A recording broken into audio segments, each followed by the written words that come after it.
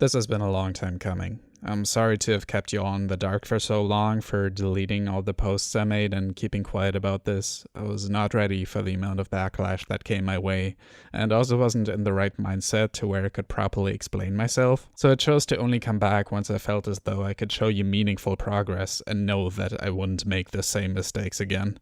I hope you understand and that you will hear me out, because there's a few things I want to address. I will try to keep this as concise as possible, but I will link archives to the previous posts I made in the video description if you want more insight. Apologies in advance for repeating myself, but I thought it would make more sense to have one video where I go over everything in depth rather than 40 disconnected posts that someone with no knowledge of the situation would only be confused by. This is going to be as detailed a summary of events as I can give you without roping in people who I know don't want to be associated with any of this. I would appreciate it if you don't go after anyone and respect the privacy of everyone involved. Thank you.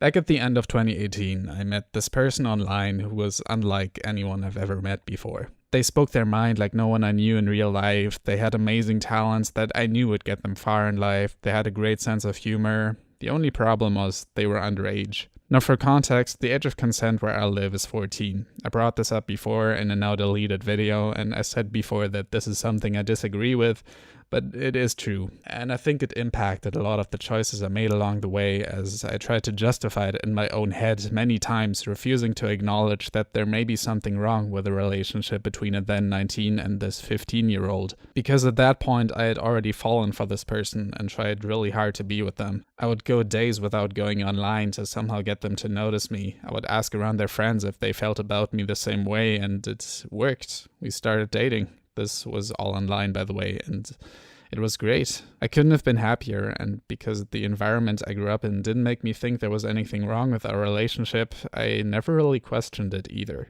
The only thing we did that I sincerely wish I could undo was that we'd share Rule 34 between each other.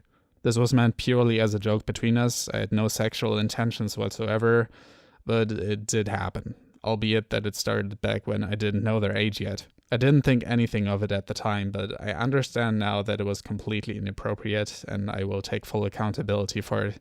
What I also take accountability for is that, although I tried very hard to be with this person because I did care for them a lot, I was also very new to relationships and didn't always treat them the best. I would criticize them more harshly than was warranted. I would throw words their way that I really wish I could take back, and also talk shit about them behind their back.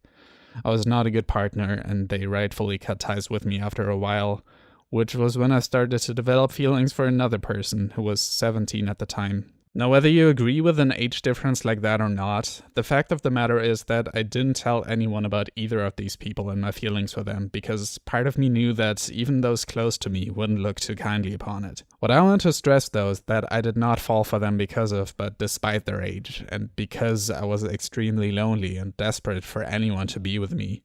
I am not a child groomer, but I am a terrible person for the way I treated both of these people. I have tried multiple times to apologize to both of them, which only made matters worse because it started to veer off into stalking territory, which is equally horrible and a result of deep-rooted abandonment issues that I shouldn't have projected onto others like that.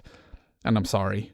I think it's also worth addressing that I got overly personal with another underage friend of mine whom I gifted Animal Crossing New Horizons to. This wasn't done as any sort of advance toward them, but in hindsight still, it was a dynamic that was bound to end in disaster.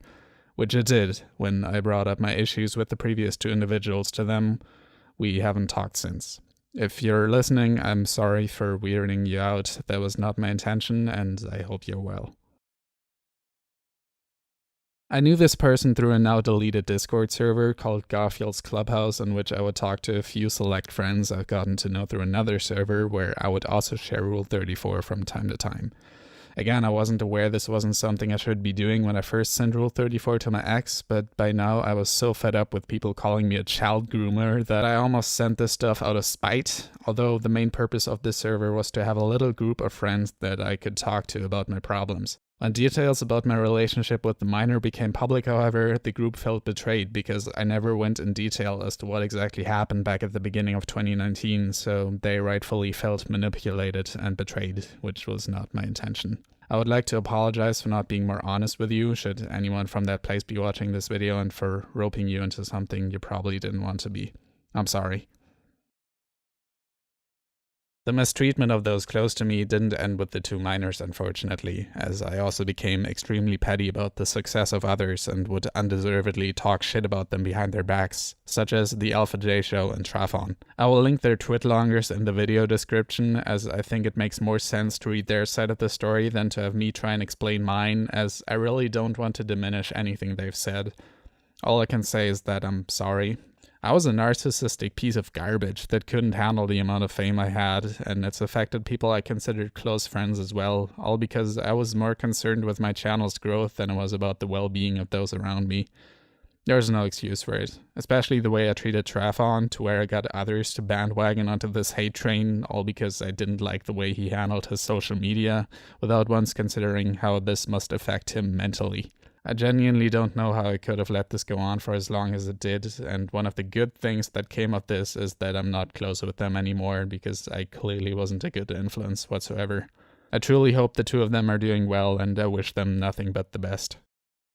I really don't expect anyone to defend me in any of this. I am fully aware that none of this is okay, and I'm sorry it took me so long to realize I needed substantial help, which I've been getting for the past few months. I went from therapy once a week to a few weeks at a mental ward to therapy twice a week, and I've also been seeing a psychiatrist who's been putting me on medication for a personality disorder I have that I think explains a lot of my actions in the past, but it definitely doesn't excuse them. I am fully committed to bettering myself. I don't want to hurt anyone the same way I've hurt the people I mentioned in this video, and I want to use this platform as positive a space as I can, because I want to bring good into this world. And I think I've somehow lost my way over these last few years, and I hope you'll allow me to get back on track. I will return once I'm more mentally stable. I don't know when that will be yet. I still need more time to reflect on my actions, but I hope you will be there. Thank you for listening. Please stay safe.